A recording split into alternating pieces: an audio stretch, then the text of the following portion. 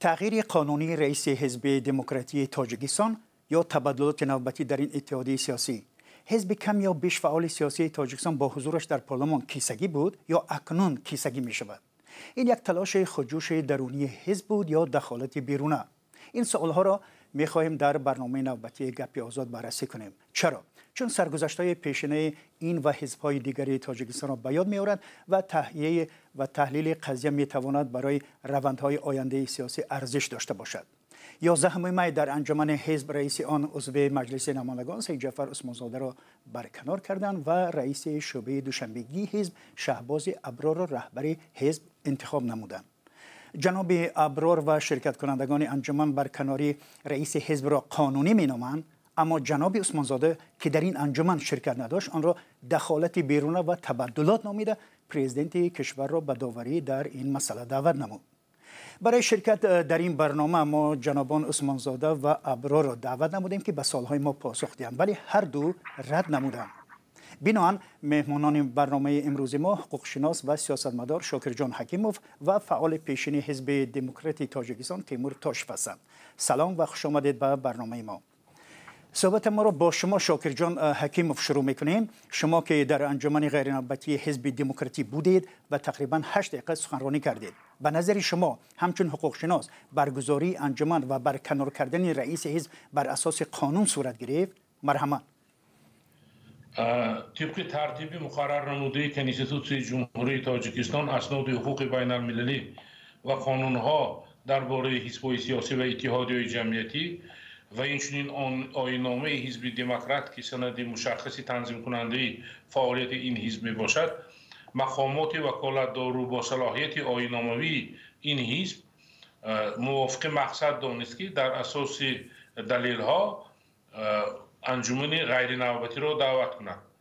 ضرورت جهت دعوت انجمن غیر نوبتی گویا چند سال اخیر فعال نبودن رئیس حزب و تاثیر منفی آن و پیامدهای ناسالمش به فعالیت حزب بوده است و اخیراً قرار قبول کردند. اکنون در مورد مشروعیت انجمن و تا چه اندازه تمام شرط و شرایط ها و طلبات آیین‌نامه رعایت شد، این وکالت همون دو جانبی بحث است. اما سید جعفر عثمانزاده می توانست با استفاده از فرصت مناسب اشتراک کند. کفالت امنیتش نیز تامین بود و یگان اونجا نیت های بد نبود، انگیزه ها نیز برای انجام چنین یک عملی ناشایسته وجود نداشت. می آمد و کنتر ارگومنت یا دلیل های و اساس های خود را ما گفت تا که رد و بدل شوند. باعث تاسف است که از چنین فرصت استفاده نبود. ببینید سید جعفر عثمانزاده در صحبت قبلی تا این برنامه ما چند دفعه صحبت داشتیم گفت که اون دعوت نکردن و اون بیخبر بود از برگزاری همچنین یک انجمن. من به هر صورت آنچه که شنیدم و شاهدش بودم گفتم و عینا نقل کردم و برای شوپه کردن حق ندارم. اگر هر دوشان اینجا می بودم و من نیز همچون کارشناس دعوت می شدم شنیده بها می دادم، ولی چنین اقتباس که گویا دعوت شد قبلا در مطبوعات دوری ثانی بعد از انجام انجمن در شبکه‌های اجتماعی بود و ضمن سخنرانی خود در افتتاح انجمن غیر نوبتی احمدشاه کاملزاده نیز تاکید کردند به همین حالت. از این خاطر برای شبهه گمان کردن، چون من اساس حقوقی و مدرک ندارم، امکانیت نیست. ببینید شما در تالار همین انجمن شرکت داشتید. خب در نوارای ویدیویی ما دیدیم که در اونجا تقریبا 60-70% دانشجویان بودند. به نظر شما حضور دانشجویان و در دستشون ورقه سرخ اعتماد به رأی، اینها حق شرکت داشتن؟ اینها عضو حزب دموکراتی بودند؟ اکنون عادتاً چون قاعده وکالتنامه وکیلان انجمن را در زمینه قرارهای نهادهای مربوطه شهر ناحیوی و اینچنین اگر قوت داشته باشند معیاری که از جانب مقامات مربوطه جهت دعوت انجمن غیر نوبتی قرار قبول کرد مقرر میشد و بدون شک وکالتنامه در اساس سند تصدیق کننده عضویت حزب بودنشان و در اساس قرار کنفرانسیا صدارت یا پلنوم و دیگر نهادهای آیین‌نامه‌ای که با نام‌های گوناگون در سندهای مربوطه حزب‌های سیاسی است پیشنهاد میشد. من که اعضای این حزب نیستم و از جمله عضو کمیسیون مانداتی نبودم، برای تصدیق کردن یا خود رد کردن حق ندارم، چون که برای این یک گروه کاری با صلاحیت باشد، تفتیش کند، بررسی کند، پس اون موضوع بهای حقوقی میشد، آداب کسبی هم نیز رعایت خواهد شد. اما تشکر. در مورد هیئت صفتی وکیلان انجمن غیر نوبتی من با شما موافق هستم. تقریبا 80% آن را دانشجویان و جوانان تشکیل میکردند. چند نفر کلانسالا بودند، تعدادشان نهایت کم، با نمایندگی از ولایت سوغدو، ختلان، اما از بدخشان که خیلی سبب ها بود عذرناک شاید نبودند. ناحیه تابع نیز، تابع جمهور نیز چند شهر و ناحیه بودند از بزرگسال‌ترها. اما در عموم و در اصول ترتیب مقرر شده رعایت شد یا نه و مشروعیت کفالتش بود یا نه، این صلاحیت دیگر مقامات و از جمله اگر ضرورت شد اول وزارت عدلیه و دوم دخالت شاید دادستان کل تاجیکستان پیدا شود و سطح نهایی حل مسئله دادگاه عالی است. تشکر. محترم تیمور توشев، شما همچون سابق عضو صدارت حزب به این کار چی بها میدید و شما به حرفایی که شاکر جان گفتن راضی هستید؟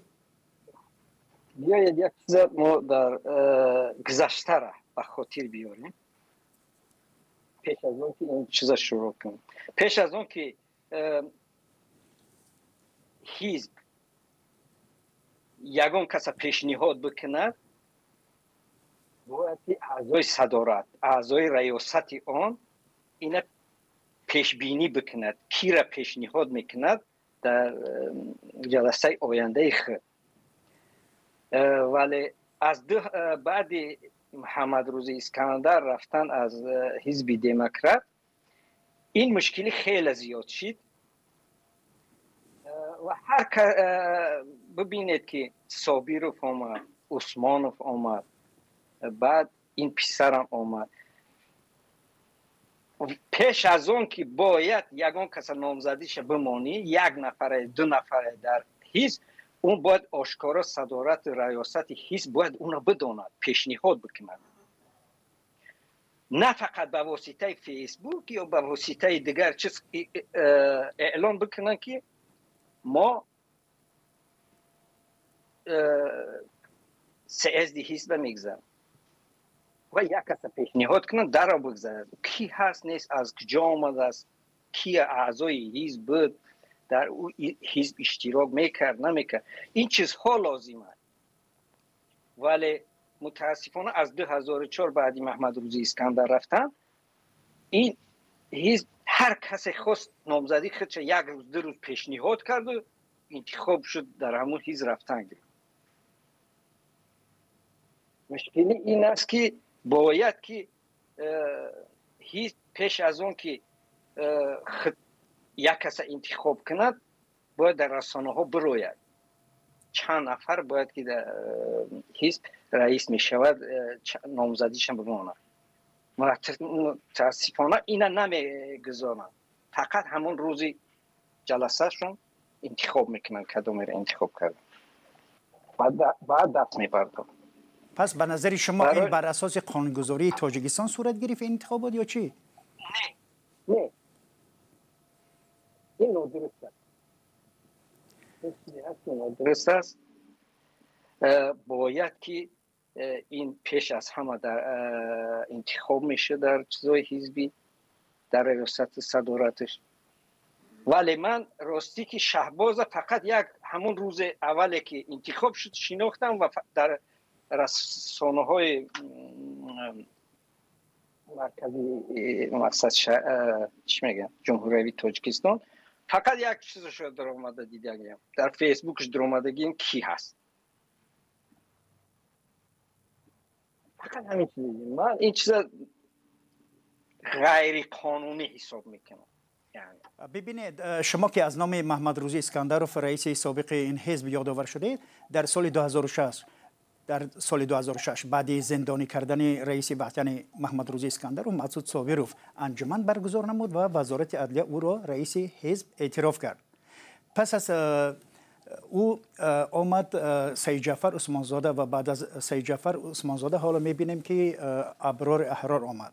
به نظر شما بعدا معاون رئیس پیشینی حزب رهبری میکرده، بعدا سید جعفر عثمانزاده آمد و اینک شهباز ابرار به این مسئولیت دست یافت، میشود گفت که این همه صرف تحولات داخلی حزبی است یا دست بیرونه؟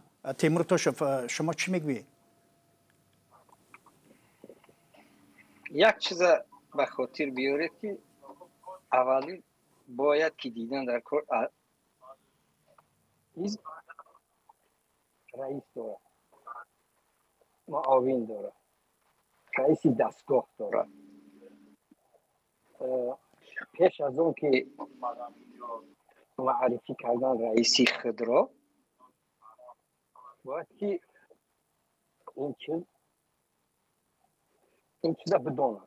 در این حزبایی که حاضر انتخاب شده است، من نه رئیسشون رو میبینم، نه معاونشون رو میبینم، نه رئیس دستگاهشون، نه ریاستشون رو میبینم، نه صدارتشون. میفهمید که چی بکنم؟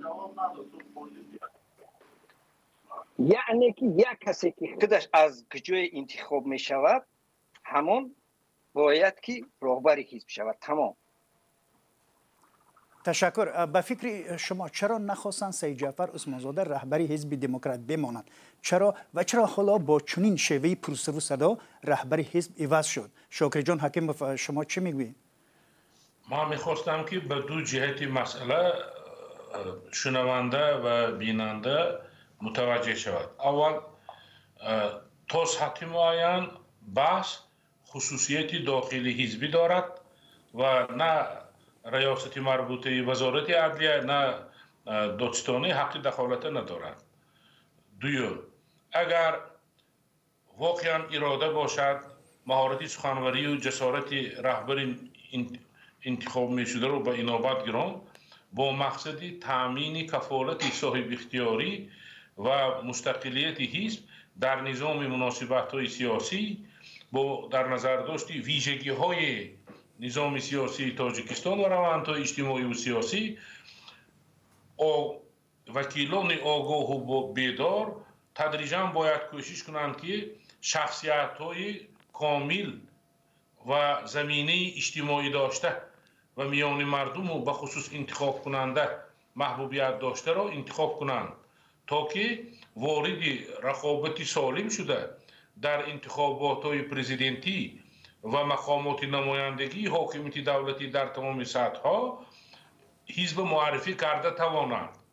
در عکس حال دویم جهت مسئله با به طور صنعی عوض کردن رئیس حزب و گویا اکنون جوانان را باید به تمام مناسبت های جمعیتی علم و معارف و سیاست و کادرهای راهبری جلب کردن جوانانی که اصلا از نظریه و تجربه سیاسی آگاهی ندارند، سطح خیرد و فراسات و معرفتشان پستر است، به مقام رئیس حزب که افاده کننده اراده سیاسی شهروندان هست، البته نه همه، قشر معین اجتماعی و تشکل دهنده افکار سیاسی می باشد، این مطلقا غلط است و آخرتش برای تحکیم زمینه‌های استقلالیت تاجیکستان و عملی نمودن آرمان‌های ملی در رابطه به دموکراسی، حقوق و آزادی انسان و شهروند، عدالت سودی، رقابت در محیط اقتصادی و سرمایه گذاری و غیره ها را خللدار خواهد کرد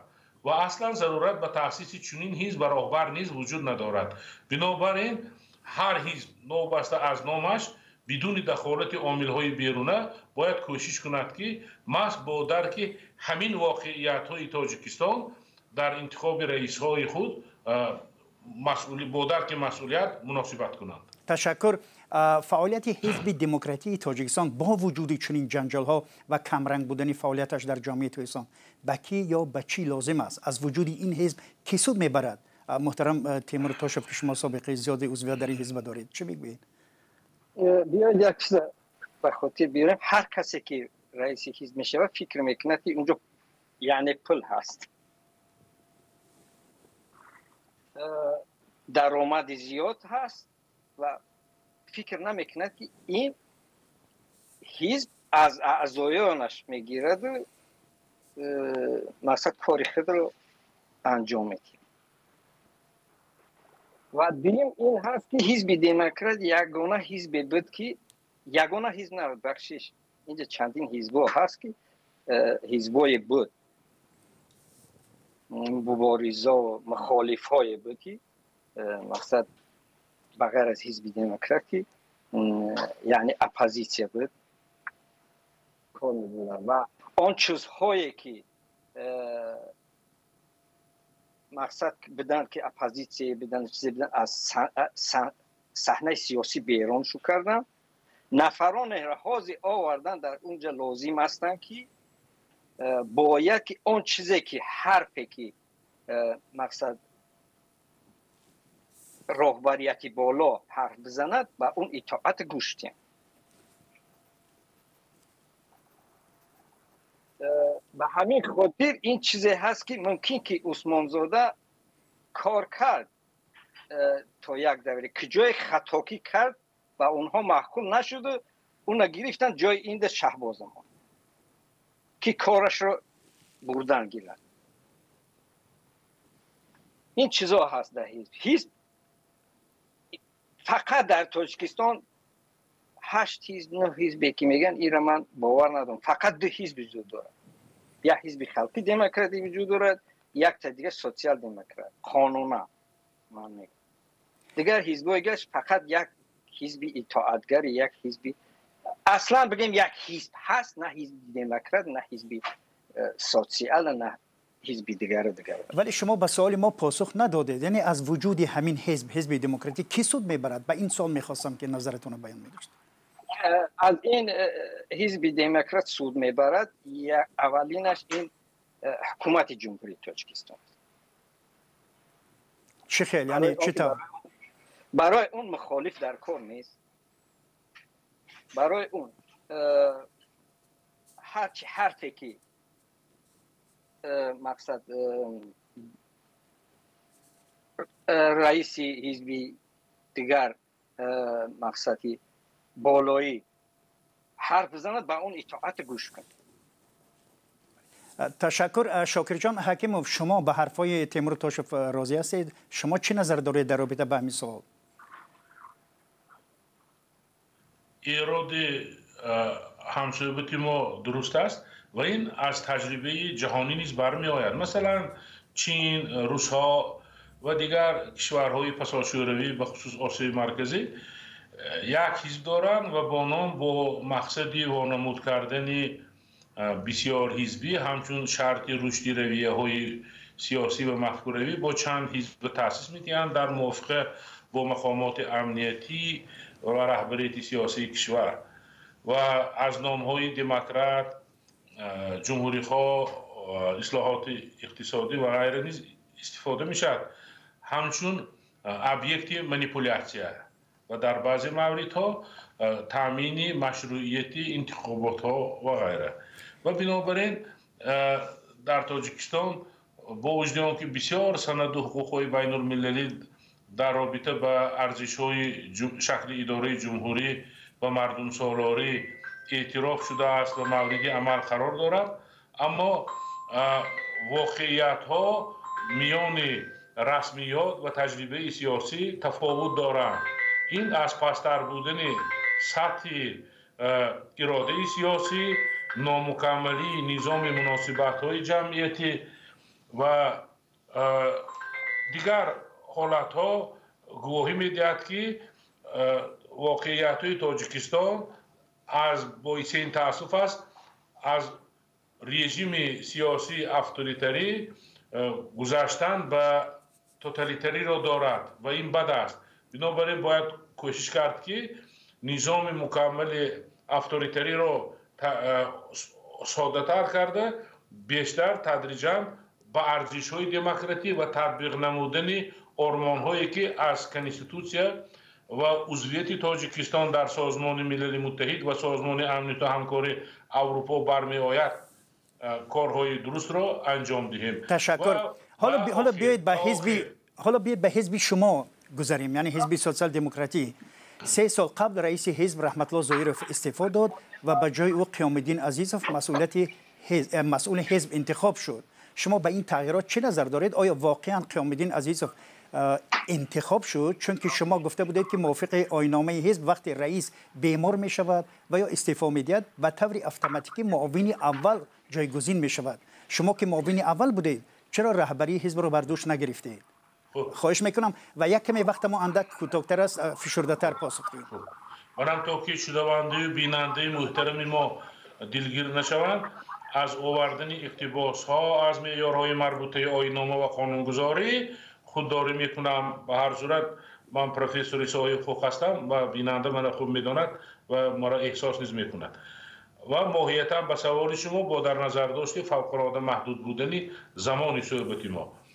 اول اینکه حزب سیاسی همچون یکی از شکل‌های تشکیلی حقوقی اتحاد جمعیتی از دیگر تشکل‌های اجتماعی تفاوت دارد، فرهنگی و اتفاق‌های کسبی و غیره ها. دوم، از نهادهای مقامات اجراییه و کارخانه‌های خصوصی نیست. اون زیرا که مثلا در کارخانه خصوصی یا وزارت یا دیگر نهادهای مقامات اجراییه ضمن سفر خدمتی یا آسیب پذیر شدن، مریض شدن یا خود مرگ و میر البته هست نظام نامه. یا خواهش میکنم به سوال ما پاسخ دید مشخصا. من به سوال جواب داشته دیم. مرحبا. اونجا اینستیتوتی تعیین هست. در حزب اتحاد جمعیتی کلمه انتخاب یکم تفاوت. دوم، وقتی که رحمت الله ظاهرov استعفا داد و اصلا از حزب رفت و نخواست که فعالیت سیاسی داشته باشد، حق معنوی، اخلاقی و قانونی و اینچنین همچون نامزد علمی حقوق تعیین کردن اجرا کننده وظیفه را نداشت. این حزب خانواده رحمت الله ظاهرov نه، این اتحاد جمعیتی باید به اجرا کننده وظیفه رئیس تا زمان معین دعوت انجمن فوق‌العاده غیر نوبتی به ذمه معاون اول رئیس حزب، اگر یگان دیگر عامل ابجکتیوی سوبجکتیوی باشد به ذمه یکی از معاون ها یا خود به رئیس سازمان شهر دوشنبه ولایتی و یا خود کمیته تدارکات تأسیس داده میشد و این نهاد انجمن فوق‌العاده یا غیر نوبتی دعوت میکند و مسئله های جهتی ماهیتا بررسی را پیشنهاد میکند. اون اول است. دوم، اگر قیام الدین عزیزов مرد باشد، از سیاست آگاه باشد، همچون ختم کننده دانشکده اسلامی با از محمد پیغمبر و دیگر اون عامل‌های اسلامی و دینی حراست اعتراف کند، خدا ترس باشد، جوانمرد تاجیک باشد و برای امروز و آینده تقدیر این ملت به تفاوت نباشد، باید مرد با این گپ زند. اون آدم نه دانش سیاسی دارد نه تجربه سیاسی و هر کی خواست که وی به طور سنی رئیس این حزب کند، طوری که درست تیمور جان اشاره کردند، میخواهند که حزب نوبتی اداره شونده داشته باشند، از نامش سوء استفاده کنند و این سطح رقابت سیاسی را پس میکند و تشکل زیاد شدن کروپسیا، سیاست نادرستی کادرها و ارزش ها در مورد مردم سالاری، شکل اداره جمهوری یکتازی را بیشتر خواهد کرد و همین ها چون منفعت هاشون برخلاف منفعت های عمومی ملی هست و بودنشان و مقام اجتماعی شدن برای داراتر شدن خود برخلاف منفعت های ملی استفاده میبرند، کوشش میکنند که نوبسته از نام حزب با بهانه جوان کردن کادرها از جمله در حزب ها بر خلاف ترتیب مقرر شده رئیسان حزب عوض کنند و مشروعیتش زیر سوال گذارند. طبق قانونگذاری وکالت وکیل چند بار انتخاب شدن، محدودیت 39 سالی وجود ندارد و این چیزها از سنت‌های حقوق بین المللی برمی آید. اما تشکر. من گفتم و خلاصه باعث تأسف است که از لحظه تأسیس تاجیکستان صاحب استقلال مسئول مشاور و امروز یاور پرزیدنت جمهوری تاجیکستان اوید به رابطه با احزاب سیاسی و اتحادیه‌های جمعیتی دانش سیاسی ندارند و درباره بسیار حزبی و ارزش‌های جامعه شهروندی تصورات ندارند و می‌خواهند که با یک توضیح مداحی و بدون درک کردن ماهیت و احساسی تفاوتی مفهوم‌ها و یک توضیح و نامکمل‌تر شدن دولتداری مساعدت کرده در نتیجه سطح زندگی را پس کنند و تاجیکستان به بحران و بطلاق باز هم گوت زند. تشکر محترم شاکر جان حکم وقت ما یک کمی فشرده تر است و جناب تیمور تاشف می شود گفت که این نکتهایی که شاکر جان حالا ذکر کردن درباره دیگرگونی در حزبشان بر اساس کدام سناریو بود؟ نظر شما چی است؟ یک چیز دیگر ما حرف بزنیم. بعدی حزب سوسیال دموکرات و حزب دموکرات یگانه حزب بودن آخران بعدی حزب نهضت که دائم یک جای بودن یک فکر داشتن یک خیال داشتن یک راه داشتن نه خب مبارزه شون رو میبرن دیگه مسئله که بیاد یک چیز دیگر ما به خاطر بیاریم عاقبه یعنی که حزب دموکرات از 2004 بعدی کمی ما جداگی انداختنی ما ببینیم از صابر شروع کرده تا عثمان هیچ این یک چیزی بازیچه نیست که بگیری بازیش بکنی هیچ هر یک روزه که در جهان چی میگذرد باید که در جای کاری باشی و روزنامه‌نگارا جواب موقع خود را باید بگوی موقع خود را در اوکراین بگوی موقعی که در مسکو گذشتگی که چند نفری را که تروریست اعلام کردن باید موقع خود آشکار بکنی بگوی خواهش بکنی به دولت تاجیکستان بگوی به روسیه دعوت بکنی که نمایندگان خود را باید نمایندگان تاجیکستان باید اونجا اشتراک کنند که اونها همین کار کردن یا نه این چیزها را مبارزه بردن در کار فقط برای یک کرسی که در پارلمان شیشتن پول گرفتن فکرشون از کنفرانس های ناحیوی ماندگی فقط یک فکرشون در حساب دیگر چیز برود پول و مال برود این نیست هیچ باید که برای ملت حرکت بکنی که ملت آزاد باشه هر نفری که در کجای باشد هر نفری که تاجیک در مهاجرت باید در فکری اونم باشی و دیم اون چیزی که در جهان در کجای جنگ میگذره چی می طرفداری موقع خود رو باید معنی که تا خواهش میکنم در این مسئله ما سوال خاص داریم حالا شما به سوال ما بگویید که همین دیگرگونی که در حزب سوسیال دموکرات شد و شاکر جان حالا ذکر کردن به نظر شما بر اساس کدام سناریو صورت گرفت دست بیرونه بود بله این شم دستی بیرونه است این شم خواستن اینا به دستی خودشون بگیرن اون چیزی که میخواهن همون اطاعت بکنن برن همین موضوعایی که من حرف زدم برای همین بود اصلش همین است که باید که حزب دائم سوسیال دموکرات دعوت میکرد روزنامه‌نگارا را موقع خودشو در جامعه آشکار میکرد حزب دموکرات دعوت میکرد تمام روزنامه‌نگارا در ماه یک بار دو بار در ماه بود و ما موقع خود رو ما اعلان میکردیم هر روزه سوسیال دموکرات اعلان میکرد حزب دموکرات هم اعلان میکرد احاز یگان حزب نمیبینیم که من خودش موقع خودش بگه حالا با هم صحبت سریراهی همکارانم با ساکنان پایتخت را در رابطه با وضع احزاب سیاسی در کشور میبینیم باز برمیگردیم مرحمت حزب همه خیلی چی داره؟ اما حزب میدونید که حزبای امروزه تاجیکستان پارتی چیه؟ پارتی ها را حزب خلق دموکراتی تاجیکستان حزب اصلاحات اقتصادی تاجیکستان حزب اگراری تاجیکستان حزب وای دارد با دموکراتی لیبرالی تاجیکستان چه همین خیلی بسیار حزب‌ها است بله میدونیم نه نمیدونم لیکن Политика я не интересуюсь. سوالای من ایران نگران شما میگین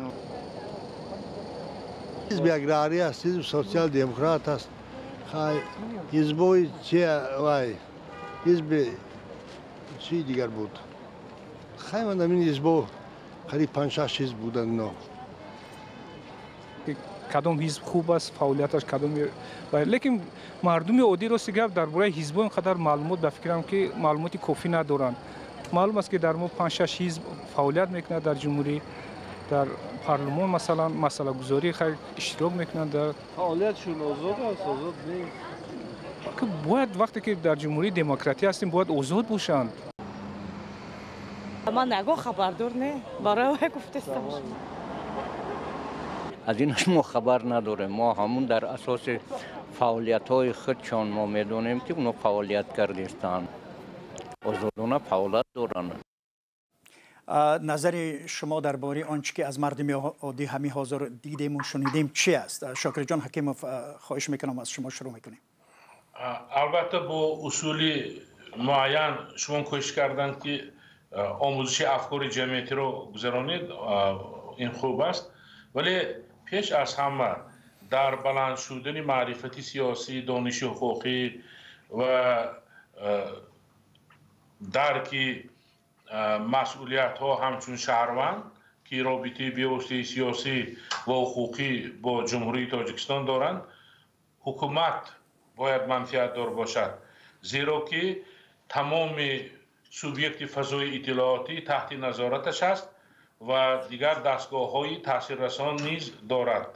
اما چون اراده سیاسی نیست، نوبسته از شماره معین مطبوعات دوری و واسطه دیگر اخبار عامه یا با نشان دادن فعالیت یک حزب و انعکاس کار آن که اصلا افاده و انعکاس کننده کار نظام مقامات اجرایی تاجیکستان و رهبریت سیاسی باشد مشغول است بوده است.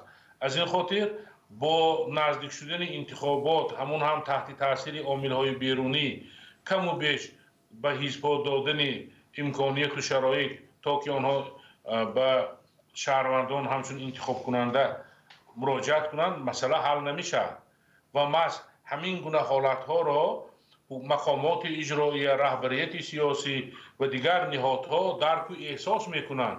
چون نظارت مردمی، پارلمانی و حزبی وجود ندارد و با ضعیف بودن نقش مطبوعات دوری و واسطه دیگر اخبار تاجیکستان، بنابر نبودن جسارت کسبی، کفالت فعالیت مهنتی و غیره، در ما کروپسیون سیاسی نادرست کادری و ناموفق بودن تا یک اندازه سیاست خارجی، درست حمایت کردن منفعت‌های ملی با در نظر داشت امنیت آن در رابطه با برخورد منفعت‌های ژئواستراتژیکی کشورهای معین و غیره وجود ندارد.